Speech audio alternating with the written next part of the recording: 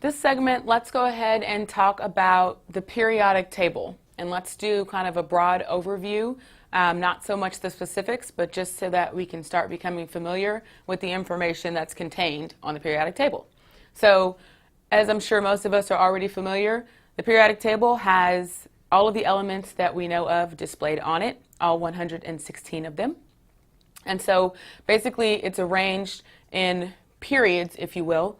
Okay, so the periods basically are the rows across, and then even more important for the way that we use this information, I think, are the vertical families or the columns, which we call families or groups. Okay, so group 1, group 2, group 3, group 4, okay, and all the way across. So that's going to come up for you numerous times, okay, that those are the groups or the families.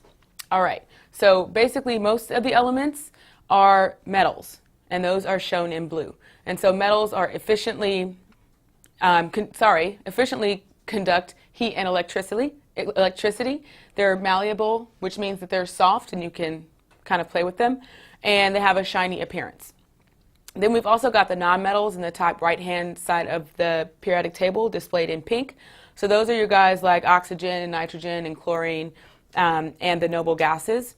And so these guys all the metals are solid at normal temperature, but many of the nonmetals are liquid at normal temperatures. And so that's one of the differences between the two groups.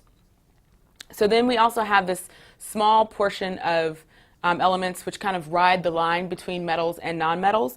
They're displayed in orange, and so those guys are called metalloids or semi-metals. Okay, so they have properties of both metals and of nonmetals. So let's get a little bit more specific here with the periodic table. So again, in the blue are all of the metals, which you can see there are many of them.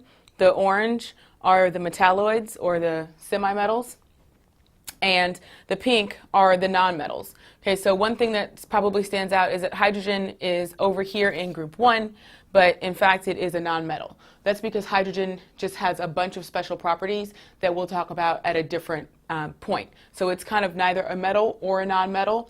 Hydrogen is just kind of its own entity, but it is placed here because it does lose an electron to become H+.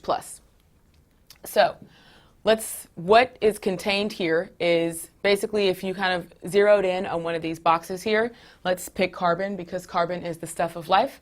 You would see a few numbers contained therein. So above carbon is the number 6, and so that indicates for you that what the atomic number is. And so the atomic number tells you how many protons and how many electrons are contained in an element. So that's why you have the atomic number at the top.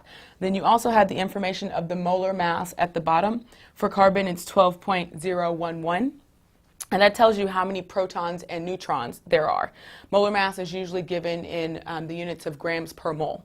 Okay, so remember that if you have a different number of neutrons, then that will give you the various different isotopes. So there's carbon 12 and carbon 14, different isotopes of carbon because they're different number of neutrons. Okay, so let's kind of go through pretty quickly what the different groups are. So here we have group 1, and group 1, those are your alkali metals. Group 2 are your alkaline earth metals. And then we kind of go over here a little bit, and these guys on the very end, those are your noble gases, super stable. These are your halogens.